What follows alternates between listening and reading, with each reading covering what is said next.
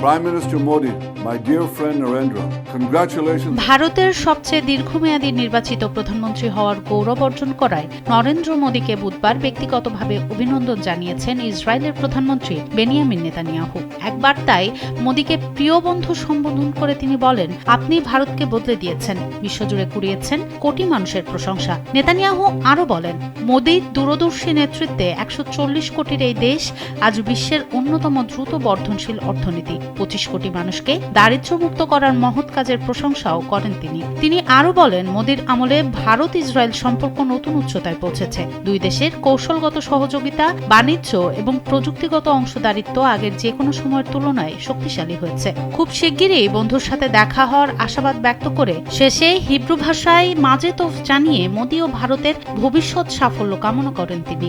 We say Mazel Tov, good luck, my good friend, and good luck to India under your leadership.